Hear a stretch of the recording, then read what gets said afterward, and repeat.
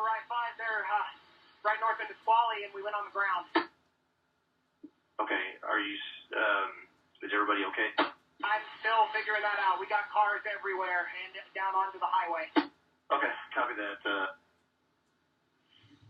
Peter Goles is with us. Mary Schiavo is with us as well. Peter, you're the former National Transportation Safety Board Managing Director. That is a very, very telling audio we just heard from the conductor.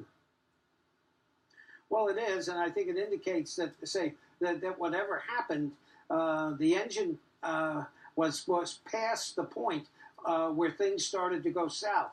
That the engine was still on the track. He was unaware of how serious the accident was, or just beginning to know how serious it was, and was clearly shocked.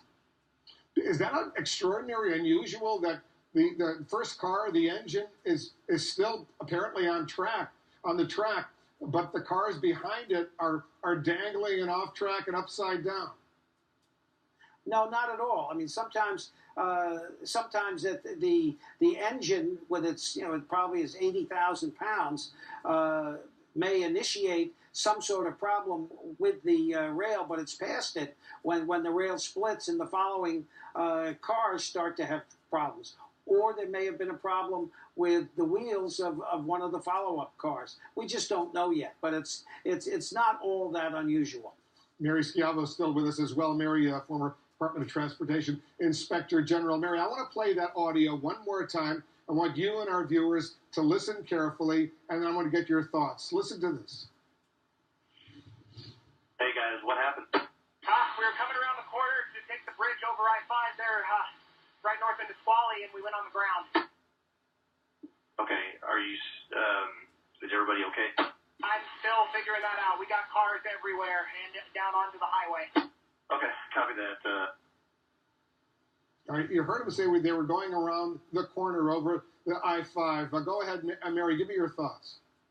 Well, I'm still unclear about whether it was a pull engine or a push engine. It's difficult to tell exactly for sure. His wording almost makes me think it was a pusher engine, meaning the train was the actual engine doing the work was at the rear of the train, but I don't know. I'm just, guessing based on what I've heard. But to me, the operative language that I heard is that we were coming into a curve.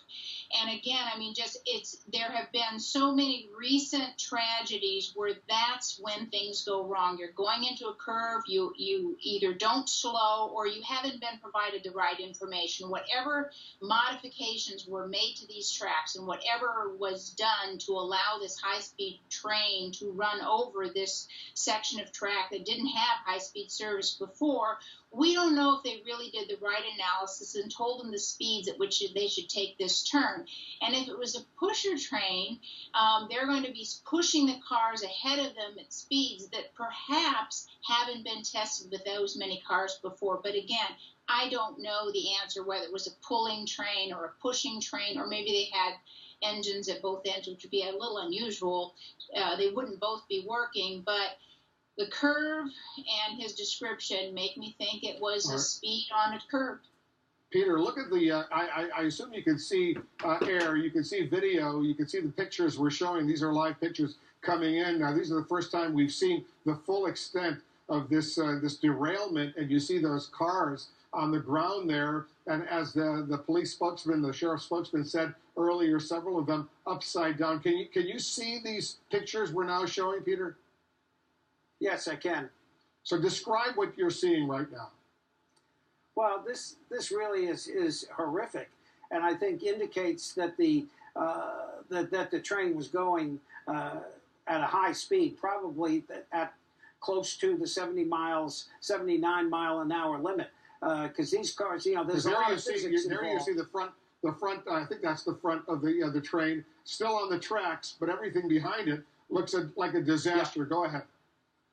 Yeah, there's a lot of physics involved. That at that speed and at that weight, when something goes wrong, this is just a horrific event. And my guess is this train was traveling close to the 79 mile an hour limit. And you see that that one car dangling over Interstate 5, but on the other side, you see the cars, they're all over the place over there, and several of them upside down. Mary, I hope you can see these images we're showing our viewers as well. What jumps out at you?